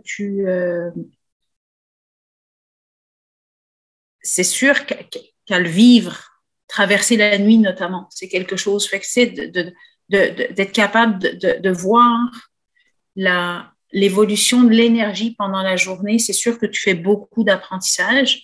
Puis, c'est intéressant. Ça, c'est des étapes par lesquelles on passe quand on court sur ces distances-là. Ce qui est difficile sur le Gaspésia, c'est le cut-off. Parce qu'il est à 30 heures, puis c'est un choix. Je pense qu'il avait expliqué à ton podcast, Jeff Tapp. C'est un choix éditorial, puis c'est tout à fait correct. Mais c'est vrai que c'est challengeant. Puis moi, ce qui s'est passé, c'est que quand je me suis rendue le Gaspésia 160, c'était un aller-retour aller. Quand je suis partie sur le troisième trajet, là, je voyais que j'étais serrée, Fait que, tu sais, je voyais que j'étais pas au niveau. Puis ça, c'est ça se travaille. Fait que c'est sûr que j'avais quand même, quand j'avais planifié mon feu de 100, je m'étais mis un objectif horaire, mais les conditions étaient quand même beaucoup plus faciles que la Gaspésie. Avec le dénivelé, c'est une chose, mais beaucoup la boue. Là, fait que on vient rencontrer ces démons quand on fait des... Je ne sais pas si c'est des démons, mais on vient se confronter à des choses. Puis, je sais que c'est sûr qu'à un moment donné, il faut avoir, quand on parlait de Sylvain Gélina tantôt, là, Sylvain, là, c'est ça, il a complété son 160 000 mètres de D+. Il faut en faire du D+, quand tu fais une course. Fait qu'il faut te mettre dans ces conditions-là. C'est sûr que bon, ben, tu ne fais pas un 100 miles tout le temps pour te préparer un 100 miles, mais bon, je le sais qu'il faut que j'augmente le D+. Mais après, c'est ça, la boue, c'est quelque chose. Hein. C'est la boue, la neige, ou ça peut être... Chacun vient frotter un petit peu ses démons. Alors après, bon, c'est ça, faut faire le juste intermédiaire entre jusqu'où on vient confronter ses démons, puis jusqu'où on se dit, OK, là, je vais me faire un peu plaisir. Tu sais, c'est pas interdit des fois d'avoir juste du fun sur des courses. Moi, tu sais, tu rappelais l'année passée, j'avais été blessée l'année passée, non? Ben, en tout cas, peu importe, mais je dis, OK, tu vas aller va sur le 65 parce que c'est plus raisonnable. Et j'ai eu un plaisir infini au UTHC 65 parce que c'est très beau, c'est très... c'est ça, c'est pas 24 heures, là, c'est 8 heures, puis c'est 8 heures de plaisir, là où tu gambades dans les sentiers, c'est fantastique. C'est des itinéraires fantastiques, c'est une course qui est fantastique. Alors, il faut aussi se faire plaisir. Là, je trouve que des fois, c'est ça le compromis à faire. Là. Ben oui. Parce que l'ultra, c'est quand même très exigeant. Là. Ben oui. Puis moi, je le retrouve un peu dans les courses préparatoires. Tu sais, moi, j'aime, tant qu'à faire un week-end choc seul de mon bord, j'aime m'inscrire à des courses en préparation d'une plus longue, d'une plus grande. Puis je retrouve vraiment, tu sais, j'ai du plaisir dans toutes les courses que je fais, mais je retrouve vraiment un grand plaisir à justement aller faire ces courses-là préparatoires en mode plaisir. Tu sais. Oui, c'est une préparation, oui, c'est un week-end choc, mais aucun objectif. Puis de toute façon, c'est pas la course A de la saison. C'est pas l'objectif. Fait qu'aujourd'hui, on va avoir que du plaisir, puis ça reste souvent que du plaisir. Puis ça aussi, c'est un apprentissage qu'on fait, parce qu'en 2019 aussi, je m'étais mis des courses préparatoires en vue d'autres. Là, j'arrivais à la ligne de départ, puis là, ah non, c'est une course, là, je me mettais une pression soudainement rendue à 30 secondes de l'arrivée, puis là, je voulais partir un peu vite, alors que 2021, je pense que j'ai réussi à faire ces courses préparatoires-là dans le plaisir, dont Arikana, comme tu parlais, mais c'est important d'avoir du plaisir dans le processus. Puis oui, ça va être dur en ultra, mais il y a tellement, tellement d'heures d'entraînement derrière le jour J, les quelques courses, les quelques dossards qu'on accroche, qu'il faut avoir du plaisir au quotidien. Je le répète souvent, mais on s'entraîne 4, 5, 6, 7 jours semaine pour quoi? Des fois 3 courses dans l'année, 4, 5, 6, 7, ceux qui sont plus intenses. Mais c'est très peu 7 courses dans une saison quand il y a 365 jours. Fait que les autres journées, aussi bien avoir du plaisir. Puis oui, des fois, on va aller souffrir en faisant des intervalles, mais on souffre pour une raison, puis on le sait que ça va payer pour avoir encore plus de plaisir plus tard, tu sais, mais il faut retrouver du plaisir dans le quotidien. Puis comme tu dis, oui, il faut se challenger dans des conditions. On n'aime pas courir la nuit, il faut y aller le faire. J'entendais Joanie Desroches me dire qu'après son Arikana 125, cette année, elle va aller courir de nuit plus, se préparer. Il faut affronter ses démons. Mais si tu aimes ça, faire de la montée puis de la descente, ou si tu aimes ça, faire du plat rapide, ou si tu aimes ça, courir sur des sentiers roulants en gravelle, garde-toi. Il faut prendre du plaisir, puis il faut se donner une raison de le faire. T'sais. Si tu as 2 longues à faire dans ton week-end, puis tu sais que tu en as une qu'il faut que tu ailles faire en montagne parce qu'il faut que tu te mettes du D+ dans les jambes, mais tu aimes moins ça, le lendemain, prépare-toi quelque chose que tu aimes. Va faire l'entraînement dans ton sentier préféré ou l'entraînement dans ton type de sol ou de technicité ou de dénivelé que tu préfères. Il faut s'amuser. Mais c'est intéressant ce que tu dis. Puis, tu vois, ça me fait penser à quelque chose. C'est vrai que là, c'est comme une espèce d'alternance, tu sais, de se dire, il y a on va dire l'effort, puis la récompense ou le bonbon, là. Puis il y a une chose qui m'avait beaucoup frappée il y a quelques années, justement, en courant à côté de Sébastien Roulier. Je me souviens qu'il faisait un 200 km, je crois. Puis, sur une courte durée de temps, là, puis rendu à un certain point, là, il y avait beaucoup de fatigue accumulée, puis je le voyais, on était une dizaine autour de lui, tu sais, puis tu vois tu voyais que l'énergie disparaissait. Tu voyais que l'énergie disparaissait, puis il avait de la difficulté à avancer. Puis ça montait, faux plat, etc., etc. Puis ce qui s'est passé, c'est qu'il y a un mécanisme à un moment où est-ce que là, la personne est capable d'inverser cette situation-là. Fait qu'il y a un mécanisme mental qui fait que ça va pas bien, mais je suis capable d'inverser la tendance. Je suis capable. Et là, il s'est mis à courir.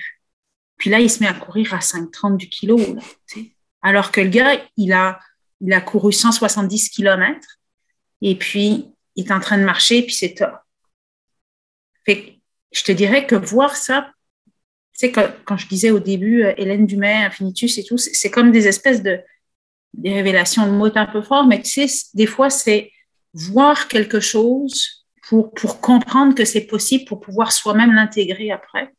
J'ai beaucoup appris de Sébastien Roulier en voyant faire ça parce que ça te fait dire c'est possible d'inverser la vapeur. Fait que des fois, c'est je trouve que oui, des fois, on a de la douleur ou c'est difficile, mais c'est pas que tu vas avoir un bonbon le lendemain, c'est que dans cette difficulté-là, tu es capable mentalement d'arriver à inverser la situation. Et ça c'est un... Je trouve que c'est ça que moi, je viens chercher aussi parce que ça arrive dans une course, mais ça arrive dans la vie, tu sais. Tu es dans le creux de vague, là, ça va mal, là. Ça va mal. Mais il faut que tu arrives à dire non. À partir de maintenant, moi, j'ai décidé que ça va aller bien. Alors, c'est ça qui va se passer. Puis la puissance de ton mental fait que tu vas être capable de relancer la machine. Puis ça, je trouve que moi, je remercie les gens, que ce soit Sébastien, Sylvain, que j'ai vu aussi vivre des choses comme ça, là. Tu sais, ça peut être de combattre la fatigue, la chaleur, etc. Mais ça s'apprend, ça s'expérimente soi-même. Il n'y a pas vraiment de recette.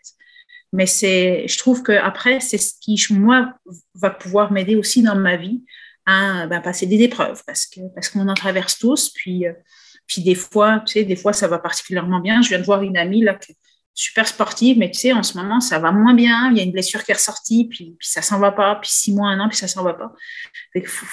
Ça, c'est une autre chose qui est importante, je trouve, dans notre communauté. Là, tu sais, ça apprend l'humilité. Là. C'est pas parce qu'à un moment donné, tu vas bien, puis ben oui, mais ça peut aller moins. Fait que reste humble, puis soutiens les gens pour que ça va moins bien. Puis quand ça va moins bien, mais comment est-ce que tu fais que toi, si tu as un ballon qui est en train de se dégonfler, comment tu arrives à regonfler ton ballon plutôt que de complètement t'écraser comme ça?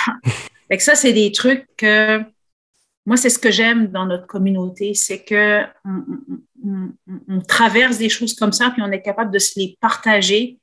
Et je trouve que c'est ça qui rend la vie et la vie, on va dire, supportable, puis plus gai aussi, là. Quand on arrive à prendre les choses avec humour aussi, là, parce que c'est ça. Tout peut pas être drôle, mais on peut rire de beaucoup de choses. Mais voilà. Puis souvent, les meilleurs fous rires sont toujours dans les situations les moins drôles ou dans les grandes douleurs ou dans les grands moments de difficulté ou dans un ultra ou comme dans la vie. Tu sais, j'en reviens souvent au parallèle, tu sais, quand tu es dans le creux, puis tu as un fou rire, il y a quelque chose qui se passe après 20 heures de course entre toi et ton pacer ou entre toi et un autre coureur. Absolument. Tout le monde est dans le dur, mais il y a une situation drôle ou pas drôle, hein, on ne juge pas, mais ça crée le plus grand fou rire. Le parallèle entre l'ultra et la vie, on l'entend souvent, tu sais, puis la force du mental. Puis j'aime l'image que tu donnes. Tu sais, j'ai l'impression que c'est une espèce de gros poteau d'usine, d'une machine à vapeur. Là, puis là, à un moment donné, il faut que tu prennes le pommeau, là, puis tu tires là, toutes tes forces vers toi, puis tu changes la vapeur de côté ou tu changes le sens, la direction que l'eau coule dans le tuyau, peu importe. Mais il y a une image forte là-dedans. Puis c'est des choses qu'on peut entendre, c'est des choses qu'on peut lire, mais comme tu l'as vu, de tes yeux vus, tu l'as constaté d'un grand athlète comme Sébastien Roulier, puis ça doit marquer. En tout cas, je sens que ça t'a marqué dans ton parcours. Y a-tu des moments, toi, en course, où tu as eu à le faire, cette espèce de changement de vapeur-là, de changement de direction mentale? Ah, c'est sûr. Oui. Ouais. Oui. Je te dirais, cette année, sur Arikana 125, c'était pas facile. C'était pas facile. Ça allait quand même super bien jusqu'à mi-course. Puis, mais je trouvais que c'était pas évident, là. C'était quand même, c'était difficile de repartir des Hautes-Gorges qui étaient à mi-parcours, là. Et puis, je sais plus, je pense que j'ai croisé un ami, François Leclerc, qui était à Québec, là, c'est ça, le monde est petit. Et puis, c'était au Jet Bleu, c'est ça, il était au Jet Bleu. Puis c'était drôle parce qu'il était déguisé un peu Halloween, tu sais, avec un squelette. Et tu sais, des fois, puis il m'a dit 2-3 petits mots. Puis je pense que c'est ces petits mots-là qu'il m'a dit. Puis, tu sais, à un moment donné, il me dit comment ça va? Je dis pas trop. Puis je courais avec un autre ami, Martin, puis je lui dis, écoute, je vais y aller tranquillement, là, je gère mon énergie, tu sais, puis écoute, je peux pas te dire, Yannick, qu'est-ce qui s'est passé, mais tu sais, l'énergie est repartie, mais je me suis comme accrochée à, Ah, il m'a fait rire, François, avec son déguisement. Ah, ça a été le fun de le voir. OK, je sais que cette section-là est particulière, mais OK, j'ai nommé que j'allais aller tranquillement, pas tranquillement, mais juste écouter, pas contrer. C'est pour ça que quand je disais aller avec la montagne, être dans la montagne, à un moment donné, faut comme, c'est sûr, il faut se pousser, mais faut être capable d'être vraiment connecté, puis c'est ça. Ça peut être ça, ça peut être des fois de se parler vraiment, là, parce qu'à un moment donné, tu sais, on le voit des fois, ton estomac est concentré sur la douleur. Si tu as une douleur, là, ou un mal de ventre ou quoi, ben, ton esprit va être focusé là-dessus. Fait qu'il faut arriver à détourner. C'est pas une référence culturelle très, très élevée, là, mais est-ce que c'est dans Le Seigneur des Anneaux? Tu sais, à un moment donné, il y a je sais plus, il y a une histoire, puis on voit, il y a l'œil de Sauron, puis là, il y a le personnage principal qui dit non, il faut que tu arrives à faire que son œil se détourne de là, puis nous, on va pouvoir passer. Mais tu sais, c'est ça. C'est un peu ça l'image. C'est comme, il faut absolument que tu arrives à détourner ton attention de ton problème, et tu vas aller par là, mais il faut vraiment que tu shiftes ça. Puis, écoute, je ne serais pas capable de dire les mécanismes, mais oui, c'est arrivé sur Arikana, puis ça, kilomètre 70, puis là, la machine est repartie, puis une fois qu'elle est repartie, puis après, ouais, tu prends un fouet, puis tu es là, go! Avance maintenant, avance! C'est une chose que tu as à faire. Mais c'est la puissance, ça prend le physique, il faut que tu aies fait l'entraînement et tout ça, c'est sûr, mais la puissance mentale, c'est fantastique, là. Mais il faut les trouver, ces petits trucs-là. C'est le fun. Quand on parlait d'expérience de coffre à outils un peu plus tôt en début d'entrevue, c'est ça, tu sais. Chacun a ses propres outils. Toi, tu as appris de ces différents moments-là. Tu t'es inspiré de d'autres athlètes. Tu as essayé d'appliquer ces apprentissages-là à toi-même. Puis à un moment donné, on finit par connaître ces petits moments. Tu sais, quand ça va toujours aller mal. Tu sais. Si tu commences un ultra, tu le sais qu'il y a un moment où ça va être un petit peu plus dur. Tu sais. Tu vas être dans le creux. Des fois, tu es dans le creux très profond, des fois non. Mais à force d'en faire, à force de te mettre dans ces situations-là, parfois à l'entraînement, que ce soit de répéter une boucle sans arrêt.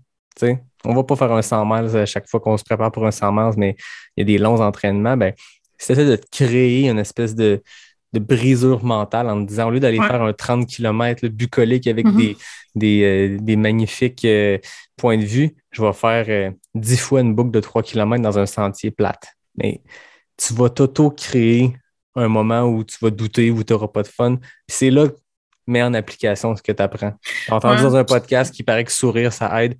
Souris tout seul comme un idiot dans le sentier. Mais... Moi, je pense souvent à ce que je mange. Je pense que c'est Mathieu Fortin qui m'avait dit un jour, si tu commences à penser trop, ça commence à aller, c'est parce que tu as faim, ou que tu reprennes de l'énergie, fait que mange. Ça m'a fait beaucoup rire. Puis ben, en tout cas, ce que je fais, c'est je mange pas, mais tu sais, je suis là, puis je pense à ce que je vais manger à mon prochain ravito. Je suis là, ouais.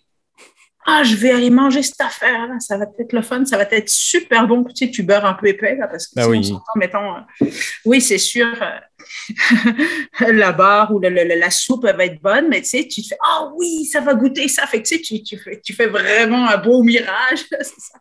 Ou tu penses à toute la fin de ta course avec l'excellente bière. Et je me souviens, je l'ai collé la bière à la fin du THC, c'était quelque chose. Mais ça prend des trucs. Je vais manger un fantastique burger. Fait que, tu sais, il faut trouver effectivement faut se faire une belle représentation. Là, non, mais c'est ça. Moi, j'ai l'impression qu'on est capable. Tu sais, c'est une espèce de, je sais pas comment dire, une vie magnifiée. Là. C'est comme vraiment, ça nous fait vraiment sortir de notre. Puis ce qui est drôle, c'est que c'est sûr que mettons un ultra. C'est beaucoup d'heures de préparation. Souvent, on va partir. Tu sais, là, toi, tu vas aller en Arizona. C'est sûr que ça peut être des choses loin et longues, et etc. Mais le fun qu'on a avec l'équipe de Sherbrooke, c'est qu'on se crée des événements. Puis je te dirais que même des fois, c'est la semaine, c'est 1 heure la semaine. Puis on a un fun noir, là, où on s'organise une fin de semaine. On s'est fait un défi au Mont-Ham. Du lever au coucher du soleil. On a dit on court, puis on va du lever au coucher du soleil. Fait que il fallait voir le lever du soleil, puis il fallait voir le coucher. Puis c'est des choses qui font que même dans ton quotidien, tu peux pimenter ton quotidien pour qu'il soit juste drôle. Là. Fait que ça, c'est le fun parce que je trouve que des fois, c'est ça dont on a besoin. Tu sais, la vie est ce qu'elle est, mais dans ta semaine, hey, tu vas aller voir des amis, tu vas prendre un café, tu vas jaser 15 minutes, tu vas rigoler avec des jokes plates. Puis, pouf, ça fait ton bonheur. Fait que, tu sais, des fois, il ne faut pas non plus. Je trouve que c'est juste, il ne faut pas vouloir toujours faire des grandes choses compliquées, puis dispendieuses, puis ci, puis mi. Il y a des choses qui sont très, très accessibles, puis c'est la beauté du monde de la course à pied. Puis je pense que moi, mes parents, quand j'avais 5-6 ans, là, ils m'emmenaient à la forêt à côté de chez nous, puis c'est ça qui m'a donné le goût aussi d'être en forêt, c'est qu'on a besoin de cette connexion-là, là, quand tu vis au milieu des blocs de béton, là. Puis ça peut être ça, c'est de chercher la chose qui va te faire du bien presque à tous les jours. Là. Qu'est-ce qui fait qu'aujourd'hui, tu as une belle journée? Là? Tu sais, c'est des fois ce qu'on dit aux enfants, là, on leur dit hey, c'était quoi ta bonne action, ta bonne nouvelle aujourd'hui? OK, c'est ça, mais moi, je fais souvent ça, tu sais, pour que toujours s'assurer que tu t'endors, puis tu es bien là, tu te réveilles le lendemain matin, puis tu es de bonne humeur. C'est ça. Mais tu sais, dans le fond, on entend, c'était une journée à oublier. T'sais, on entend ça dans le quotidien, mais non, tu sais. Même si c'est une mauvaise journée au travail. Une mauvaise journée au travail, tu finis à 5h, 6h, 7h, tu te dis, OK, ça, c'est une journée à oublier. Qu'est-ce que je peux faire ce soir pour renverser la vapeur? Ramenons ton image, ton expression, mais est-ce que c'est de se gâter? Tu es supposé faire une sortie de route, intervalle, peu importe. Tu dis, hey, ma journée a tellement été de la merde là, que je vais me gâter, puis je vais aller faire X route, X sentier que j'aime. Mais ça vient juste de renverser ta vapeur. Puis comme tu dis, pas obligé d'être des grandes choses, pas obligé d'être de grands accomplissements puis de grands événements. Juste qu'est-ce qui va te faire plaisir, qu'est-ce qui va renverser la vapeur, puis qu'est-ce qui va faire qu'aujourd'hui a une valeur quelconque. Mais tu sais, c'est un peu comme, je vais dire, le yin et le yang. Là, tu sais, c'est comme moi, j'ai toujours été fascinée à mon premier boss ici, là, au Québec. Là. Tu sais, quand tu as ton entreprise, tu n'as pas le choix que d'avoir de l'énergie parce que c'est toi le locomotive. Puis je me souviens, Robert, là, il sortait d'une réunion de merde, là. Et puis, il sortait, puis il me dit ah, il y a ça qui a bien été. Ben, le verre à moitié plein. Comment tu fais? Mais c'est ça, c'est fou. C'est d'arriver toujours à voir la chose qui est positive, puis mettre ton attention là-dessus. Puis c'est ça qui fait que tu vas aller chercher l'autre chose parce qu'il y a beaucoup de choses qui sont dans le domaine, il y a des choses factuelles, mais il y a beaucoup de choses qui relèvent du domaine de la perception. Alors c'était une grande leçon de vie aussi, je te dirais. Moi, je sortais de ces rencontres-là, je me dis ça n'a aucun sens. Fait que je pense qu'on est capable de faire la même chose. Tu sais, même dans une course où, tu sais, c'est quoi le bilan de ta course? T'as fini à quelle place? Tu t'es senti comment? Non, t'es toujours capable. Puis c'est ça, moi, Arikana, honnêtement, oui, c'est fantastique, mais il y a peut-être trois moments fantastiques sur UTHC 125 que j'ai vécu, tu sais, le lac à l'Empêche, le matin, le lever du soleil sur la montagne Noire, c'est des moments, les étoiles au-dessus des Hautes-Gorges, puis ça va au-delà, puis c'est à ça que je vais m'accrocher quand je suis là pour aller à l'autre d'après, puis que je vais m'accrocher pour aller faire d'autres choses. Fait que c'est pas rien de plus que ça. Mais ton histoire avec ton boss qui voyait toujours le verre à moitié plein, ça me rappelle, à un moment donné, je faisais Ultra Trail Academy, qui est une course dans la région de Port-Neuf, je pense, j'ai un blanc de mémoire, c'est où précisément? Port-Neuf, puis c'était des conditions, écoute, c'était le bouetteux, là, Gaspésia style, tu sais, la grosse bouette, puis c'est des sentiers extrêmement techniques, boiteux, mais il n'y a pas de point de vue tant que ça. Fait que tu es dans le creux de la forêt, puis on est une gang, à un moment donné, on monte, il y a une espèce d'aller-retour. Fait que tu croises des gens en plus, puis là, tu montes dans la boîte, puis tu patines, tu as de la boîte jusqu'au genou, puis ça avance pas. Puis tu sens que tout le monde est comme dans un mood. On t'a mis parcours, je sais pas, 25 kilos sur un 47. Puis tu sens que le mood général est pas bon. On est 4-5, puis ça grogne. Puis il y a un gars qui dit, on est en train de rentabiliser notre journée. Là, rentabiliser notre journée, de quoi tu parles? Il dit, ben, ça nous revient moins cher le kilomètre. Non, ça nous revient moins cher la minute. On va arrêter plus de minutes, plus d'heures sur le parcours. Ça nous revient moins cher. C'est comme, ben voilà, il a mis le doigt sur quelque chose. Ce 47 kilomètres, peu importe, tu dis, si je fais 7 heures, je vais être content. Tu le fais en 8 heures, ben écoute, ton coût par minute, ton coût d'inscription a été le même, mais tu as été plus longtemps sur le parcours, tu as profité plus longtemps du parcours. Moi, j'ai trouvé que c'était une magnifique façon de tourné une mauvaise journée ou juste un mauvais moment qu'on grognait tout parce que c'était boiteux, mais on avait du fun pareil. Mais là, tout le monde était dans le creux, puis ce gars-là, il dit on rentabilise notre journée. J'ai adoré ça. Ah, c'est bon. Ouais, j'avais jamais vu ça comme ça. Intéressant. Ouais. Ouais. Tu parles de ton petit moment, tes 3 moments dans Ricana, des souvenirs. J'ai pas envie qu'on tourne le fer dans la plaie de ton Gaspésia, mais sortons le positif à travers cette course-là. C'est quoi tes moments de cette course-là, ces moments-là que quand tu te fermes les yeux, tu penses au Gaspésia, ça te rappelle des bons souvenirs en dépit du résultat? J'ai le dé... c'est le fun parce qu'on part sur la plage. Là, c'est souvent l'image qu'on voit. Puis, j'étais très contente parce qu'on est passé à marée basse. Moi, je déteste les roches, ce qui est comme quelque chose pour quelqu'un qui court en sentier, mais j'aime vraiment, j'ai peur sur. Là, j'ai été tellement contente que les roches soient sèches. Fait que c'était honnêtement la lumière le long de cette plage, le bruit des vagues, tu sais, c'est fantastique. C'est vraiment cool. Et puis, il y a eu un autre moment où est-ce que on traverse la forêt d'émeraude. Voyons, comment ça s'appelle? La rivière aux émeraudes? La rivière aux émeraudes, ouais. C'est ça. Et il y avait un clair de lune. Ben oui, on s'est croisés d'ailleurs, ouais. Étienne. Yannick. Pourquoi je m'appelle Étienne? Je ne sais pas. Je me souviens que c'était très argileux le sol, c'était gris. C'était une lumière incroyable. Je filais pas à ce moment-là.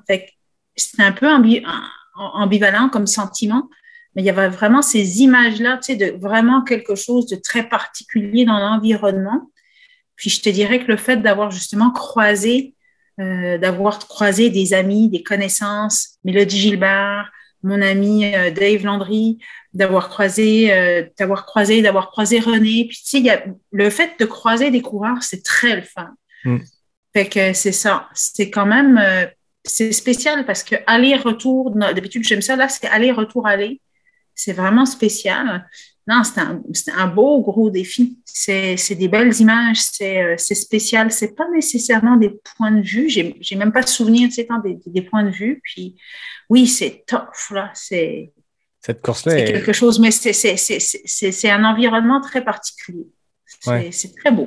C'est dur de mettre des mots sur qu'est-ce qui est difficile. Il y a plein d'éléments qui sont difficiles, mais moi, je dis tout le temps pour la décrire, on dirait que c'est un parcours. Puis, on s'entend que c'est des sentiers. C'est pas Jean-François qui a décidé les roches puis la boue était où, mais c'est un parcours qui est fait pour te jouer dans la tête continuellement. Parce que tu regardes sur papier puis il n'y a pas tant de dénivelé pour un 100K, pour un 100 000, mais quand il y a du dénivelé, tu montes avec des cordes tellement c'est à pic, puis tu as la moitié de la boucle de 54 km qui est montagneuse, et tu as la moitié qui est complètement flat, plat. Et pourtant, c'est la portion que moi, j'ai trouvée beaucoup plus difficile. Tu parlais de rivière aux émeraudes, c'est magnifique, mais on a les pieds avec de l'eau jusqu'aux genoux pendant 400-500 mètres avant de ressortir de la rivière. Puis toute cette section-là, tu sais, de rivière aux émeraudes jusqu'à Coin-du-Banc, moi, ça me fait penser un peu à Ricana après le jet bleu. Cette section-là, tu peux pas dire qu'elle est montagneuse, tu peux pas dire qu'elle est accidentée, mais tu n'es jamais capable de dérouler. Tu avances, tu montes une chute. Tu n'es pas capable d'ouvrir. Tu n'es pas capable d'aller à ton rythme. Pourtant, c'est plat. Il n'y a pas de dénivelé là, mais ça avance pas. Ça joue dans la tête. Puis après ça, tu te fais courir sur le chemin de fer. Après ça, tu cours à la plage jusqu'au mi-parcours dans le cas du 100K. Dans le cas du 100 000, tu repasses là 2 fois. Tu repars. Tu n'as jamais les pieds secs. Tu vas à un ravito, ton crew est là. Tu changes de bas. Ça prend 2 minutes, tu as les pieds complètement mouillés parce que tu as retraversé une rivière où il y a de la bouette. Puis pourtant, c'est ce qui est beau. Ce parcours-là il est super diversifié. Il y a de tout là-dedans. Il y a de la montagne, il y a de la plage. Je veux dire, tu es sur le bord de la mer, mais c'est vraiment particulier comme course. C'est complètement unique. Chaque course au Québec a sa petite particularité, mais il y a des éléments, des points communs d'une course à l'autre. Entre Ricana et le QMT, il y a des sections que tu vas te dire « Ah, ça, c'est de la forêt boréale québécoise. » Tu sais, il y a des choses qui se ressemblent. Le Gaspésia, il est tout seul de sa gang dans cette espèce d'univers-là qu'on est moins habitué, je pense. Tu sais, quand on est en Estrie, quand on est en Outaouais, quand on est dans la région de Québec, Montréal, dans les Laurentides, il y a de quoi qui finit par se ressembler. On a des sentiers, de manière générale, assez techniques, de la roche, des racines. Une forêt de feuillus puis une forêt de conifères au Québec, on les connaît, puis les sentiers peuvent finir par se ressembler. C'est les points de vue qui diffèrent. En Gaspésie, c'est complètement différent. C'est dans un autre monde. C'est vrai. Oui, c'est vrai, mais je sais que moi, une des choses que je crois qui m'a vraiment pénalisée, puis j'en discutais avec mon amie Geneviève, là, c'est une amie c'est ça qui, je trouve, est fantastique, en tout cas dans la communauté à Sherbrooke, c'est qu'il y a eu beaucoup de gens qui viennent du monde de la course sur route, puis qui s'en vont essayer le sentier, des gens de triathlon qui vont... Il y a beaucoup comme ça de gens qui s'essayent à plein de choses, puis c'est le fun de découvrir. Puis Geneviève me demandait des conseils, puis elle a très, très bien réussi d'ailleurs au Bromont Ultra sur 125. Là. Et puis, avant la course, j'ai dit, regarde, sois pas dans ta tête. Reste dans le sentier. Juste reste focus sur la course. Sois pas dans ta tête parce que ce qui s'est passé au Gaspésia, moi, à un moment donné, j'étais dans ma tête. Beaucoup plus que dans le sentier parce que, oui, tu as raison, c'est vrai, c'est un environnement avec lequel on est moins familier. Mais je sais qu'à un moment donné, j'étais plus à réfléchir ou quoi, puis je me suis perdue, puis je suis retournée, etc. Bon, est-ce que physiquement, mon niveau aurait permis... J'ai pas passé loin, je pense, tu sais, mais c'est à un moment donné, j'ai comme décroché, puis là, je me suis perdue, puis là, j'ai perdu confiance, puis là... C'est que ça, c'est... Mais tu sais, j'ai entendu Joanie aussi, je pense, qui parlait de son expérience sur le THC, tu sais, un abandon, c'est jamais le fun, mais ça fait partie de la game, là. Puis, en tout cas, c'est sûr que ça m'a appris à ne plus faire ça. J'espère ne plus le faire. Tu sais, à quel point ton mental, on disait, quand tu arrives à le driver, ça te tire, là, mais s'il décroche, il peut vraiment te faire jouer un tour, là. Fait que, au moins, ça m'aura servi sur l'UTHC, tu sais, de rester focus, même si j'avais toutes sortes de difficultés là, sur UTHC 125. Là. Mais c'est sûr que Gaspésia, là, c'est sûr qu'à un moment donné, comme tu dis, ça joue dans la tête. Puis là, c'était comme wouhou! Où est-ce que t'es? Tu sais plus dans quel sens tu vas? Qu'est-ce qui se passe? Wow, là, ça a été fini, là, c'est décroché, là, complet, puis il n'y avait plus rien à faire. Là, les jambes, elles avançaient plus. Là, c'était comme c'est ça. Mais ça fait partie du jeu, là. Ça fait partie du jeu. On apprend de ça. Puis le bénévolat dans tout ça, parce que là, on parle à la grande récipiendaire de la Racine d'or, la bénévole de l'année. À quel moment dans ta découverte de la course en sentier de la communauté trail, à quel moment, oui, tu as fait des courses, puis tu t'es dit, je vais m'inscrire, puis je vais aller faire du bénévolat pour une course. Comment c'est venu dans ton parcours? C'est clair que tu le vois à quel point les bénévoles t'aident là pendant la course. J'ai eu, je te dirais ici, c'est aussi une expérience collective, et que j'ai beaucoup commencé ici avec le tri même frais, où est-ce qu'à Magog, on avait ça. Fait que ça, c'était une belle expérience, mais je te dirais que bénévole sur une course de triathlon, là, faut que tu sois super efficace parce que les gens sont super pressés. Fait que là, c'est plus, t'apprends comment gérer un ravito, on va dire. Après ça a été beaucoup ici avec les courses Five Peaks, là, organisées par Luc Hamel, Anne Roisin. J'ai vu mes amis Éric Côté, Edith Saint-Amand, qui sont aussi ceux qui gèrent le ravito P5 au Bromont Ultra depuis plusieurs années, qui faisaient ça tellement bien, puis c'était tellement... c'est pas juste prendre ta santé, te nourrir, c'est vraiment, il y a quelque chose qui se passe à un ravito. Et Eric et Edith, c'est aussi des gens qui sont des coureurs d'ultra tous les deux, qui ont fait des courses d'ultra aux États, avec des images magnifiques. C'est beaucoup, là encore, je te disais, c'est important pour moi, les modèles.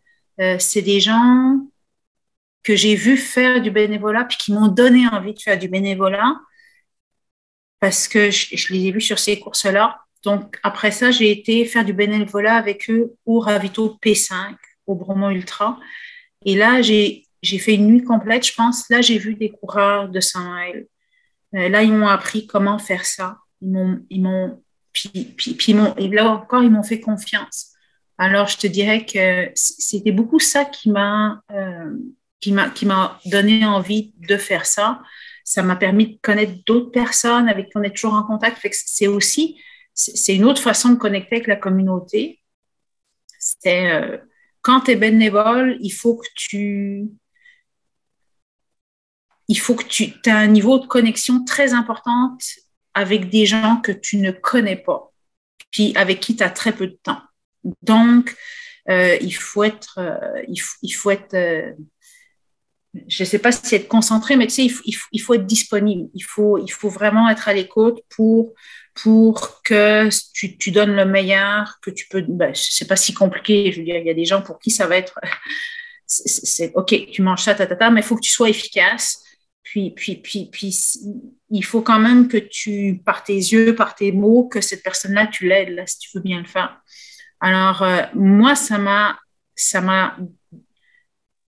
vivre ça avec eux, les voir faire, tu sais, les voir préparer le bacon, les crêpes, puis avoir l'attention, tu sais, quand tu es au milieu de la nuit au Bromo Ultra, tu connais ça, là, l'année où j'y étais, c'était vraiment des conditions difficiles. C'est sûr que tu dois... c'est ça, il faut que tu sois bon. Il n'y a pas d'autre mot là. Puis je trouve ça correct parce que tu sais ce que ces gens-là vont faire. Et que ça m'a donné à la fois envie d'être bénévole, puis ça m'a donné envie d'essayer ces courses-là parce que je trouvais que oui, c'est des choses qui... C'est de la vie puissance 10, là, on pourrait dire. Là. Alors, il faut être des deux bords, là, c'est sûr. Là. Comme on le dit assez, il n'y a pas de course sans bénévole, ben, c'est vrai. Là. Donc, mais c'est fou ce qu'on... C'est pas qu'on reçoit, mais tu sais, c'est un échange. Tu sais, la beauté, c'est beaucoup dans l'échange. Là. Tu sais, comme on parlait de l'expérience avec Sébastien Roulier, avec Sylvain, avec les autres courants ici à Sherbrooke, là. C'est ces petits moments-là. Puis, c'est pas des gros moments, mais c'est des minutes qui valent beaucoup. Alors, il faut ces minutes-là, là, tu sais, c'est ça. Quand tu es 5 heures sur un ravito, il n'y a pas 5 heures où tu dois être dans cet état-là, mais il y a 1 minute, 2 minutes, il faut que tu sois extrêmement efficace et bon pour l'autre personne. Parce qu'à un moment donné, tu vas avoir besoin de ça toi aussi. Là. C'est un peu ça, là.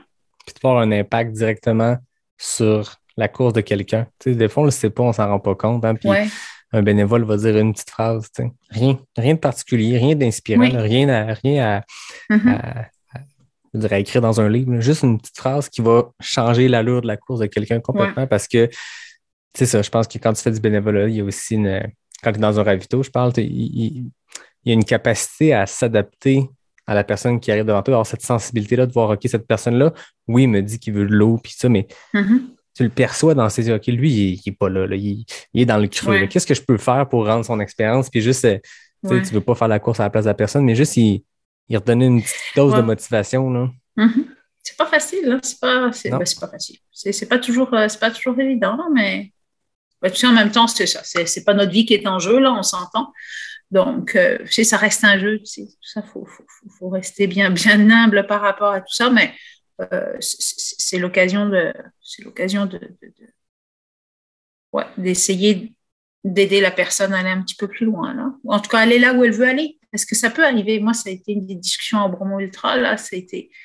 On discutait avec le gars, puis c'était comme, je te laisse réfléchir, mais voilà un petit peu qu'est-ce qui peut arriver si tu continues. Puis après, il m'a dit non, définitivement, j'arrête. C'est ça. Mais ça lui appartient pas, ça nous appartient pas. C'est ça. Là, tu as fait du bénévolat au Bromont Ultra, tu as pacé le Bromont Ultra 2 fois. Oui, est-ce que le Bromont Ultra comme course en tant que coureuse t'intéresse? Hey, j'ai parlé à Gilles, là, notre la vieille branche, là. C'est sûr que c'est une belle course. C'est une méchante belle course. À une méchante belle période de l'année, là. Mais je ne me suis pas encore commis sur qu'est-ce que j'allais faire en 2022. Moi, je n'ai pas amené le sujet de 2022, Anne. C'est toi qui l'as amené quand j'ai parlé de Bromont. Moi, je n'ai rien dit. Okay. Tu sais, je suis de Sherbrooke. C'est à 1 heure d'ici. Ça fait 2 fois que je vais pacer des amis. C'est une très belle organisation. J'ai beaucoup de respect pour tous les organisateurs de courses, mais ça, j'ai l'occasion de croiser Marlene. J'ai discuté quelques fois avec Gilles. J'ai énormément de respect pour ces organisations, ces organisateurs-là. Quand on a fini avec Dominique, son 100 miles, j'ai pris une bière à 6 heures du matin. Je trouve que c'est la meilleure bière que j'ai bu à 6 heures du matin au monde. Là. C'était fantastique. Là. C'est sûr que c'est des choses qu'on se dit à un moment donné, on va les vivre, mais je trouve que 100 miles, c'est vraiment pas une décision à prendre à la légère. Là. Fait que, tu sais, j'ai pas de... Tu sais, à un moment donné, faut se poser, en tout cas, c'est la question que je me pose là, maintenant, là, c'est pourquoi je veux réfléchir à ça. Tu sais, je veux vraiment... et sur le choix de la distance et l'événement, c'est ça. Faut y penser bien. Là, fait que je me donne un peu de temps. Ben, c'est très sage.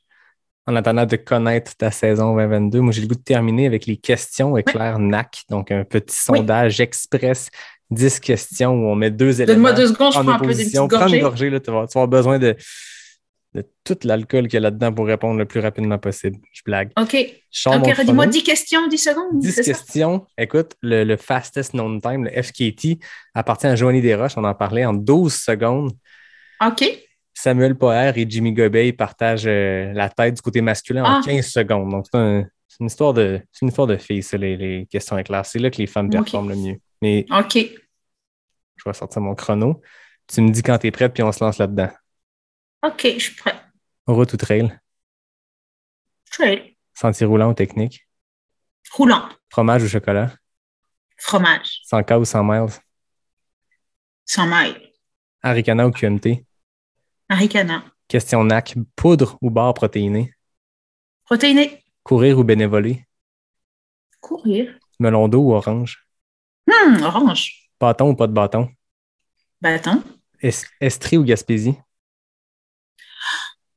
Gaspésie. 22 secondes. C'est fort.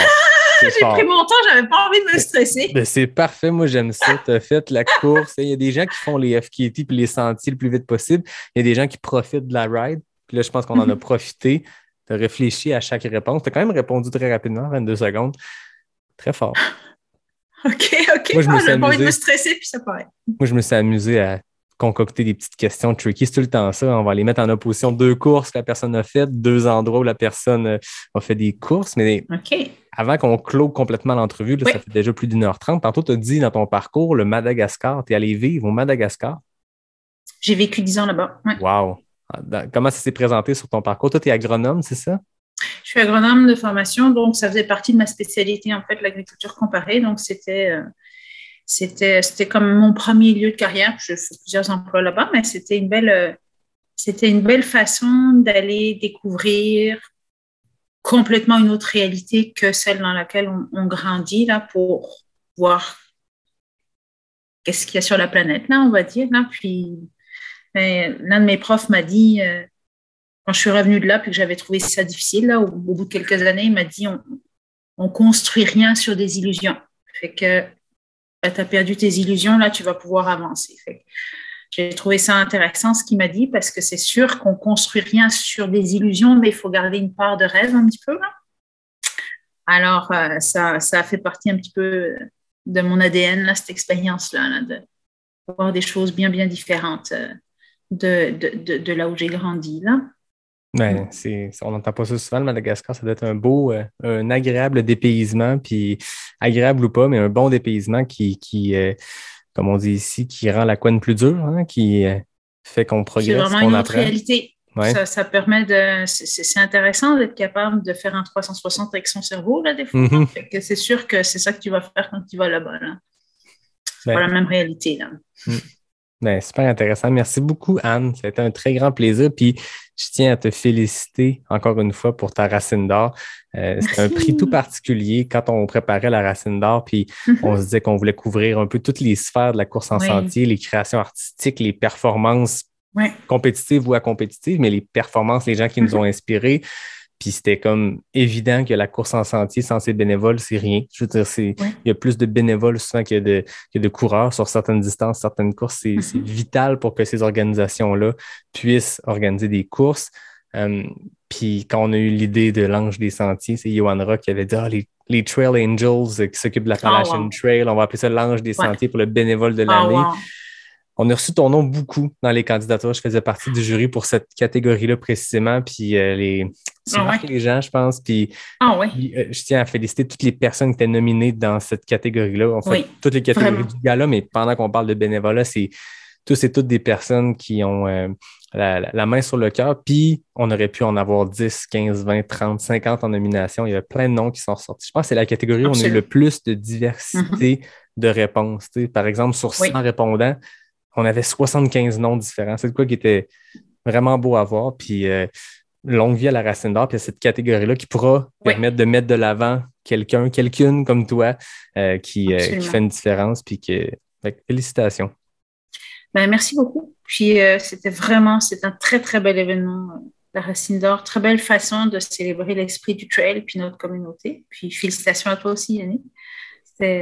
Merci beaucoup. Moi aussi, je suis très, très, très, très honorée. J'étais très surprise parce que, comme de fait, il pourrait y avoir plein de gens à célébrer. Mais c'est avant tout cette espèce d'état d'esprit qui est important. Puis ça, c'était vraiment une bonne façon de le montrer. Ben, merci beaucoup. Merci de ton temps ce soir. Ça a été une super discussion. Oui, ça commence l'année 2022 de Pas sorti du bois très fort. Puis des belles choses qui s'en viennent pour l'année, plein de beaux projets.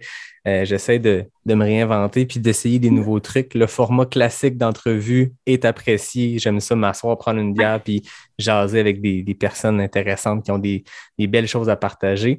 Mais à travers ça, 2022, il va y avoir des petits projets surprenants qui vont arriver sur votre radar. Donc, je pense que ça va être une très belle année. On va avoir beaucoup de plaisir. Il y a des belles courses qui s'en viennent, des beaux défis, des belles personnes qui se lancent dans des aventures complètement folles. Puis, ça va être un plaisir d'entrer dans cette nouvelle année-là avec toi. Puis, avec tous les auditeurs qui nous écoutent aussi, je tiens à le dire. Je ne le dis pas assez souvent, je l'écris. Je réponds aux gens qui m'écrivent quand je lance un épisode. Mais là, commençons 2022 sur une note forte. Moi, je veux remercier chaque personne qui est fidèle au poste ou pas, qui écoute une fois de temps en temps ou religieusement le podcast. Moi, je fais ça pour le plaisir de rencontrer des gens, mais le plaisir de le partager aussi. Puis, vous n'avez pas aidé comment, des fois, les petits messages, puis les petits commentaires, puis quand vous répondez aux stories, puis vous me dites « Hey, tel épisode, c'était le fun pour telle raison. » Moi, ça me fait... C'est ça ma paye. Hein. C'est du bénévolat, pas sorti du bois, mais c'est ça ma paye quand je vois les gens qui trippent. Puis, je reçois tellement des beaux témoignages, des gens qui me disent « Hey, il y a 3 semaines, il y a 3 mois, il y a 10 mois, tu as rencontré telle personne, puis ça m'a motivé à faire tel défi, puis là, ça m'a fait me surpasser. » Puis j'ose espérer que les histoires de 100 miles de certains en inspirent d'autres à se lancer sur leurs premiers 5 km route. Puis, tu sais, l'ultra en soi n'est pas une finalité, c'est juste de repousser ses limites, s'amuser. Puis écrivez-moi quand vous avez des beaux témoignages. Moi, j'aime ça. Puis des fois, ça m'inspire à inviter ces gens-là. C'est arrivé une couple de fois, des gens m'ont écrit pour me parler de leur expérience. Je leur ai dit « Hey, viens donc le raconter au podcast, ça va être le fun. » Donc, je tenais à rendre un hommage à toutes ces personnes-là qui, semaine après semaine, suivent le podcast. C'est pour vous que je le fais, puis je vais continuer à le faire encore très longtemps. Merci beaucoup, Yannick. C'est vraiment très agréable, puis c'est précieux ce que tu apportes pour la communauté. C'est vraiment agréable d'avoir cette qualité d'échange. Merci beaucoup. Je remercie, comme d'habitude, pour terminer, David Hébert pour le design graphique, Frédéric Desroches pour le thème musical, toute la belle gang de NAC, bien sûr, William, Mine et toute l'équipe qui sont le partenaire officiel de Pas sorti du bois. On va en manger des grillons en 2022. C'est le fun. Moi, j'aime les produits NAC. Il y a des belles choses qui se présentent aussi pour NAC en 2022. Surveillez ça. À tout le monde, je vous dis à la semaine prochaine pour le prochain épisode de Pas sorti du bois, le podcast 100% Trail.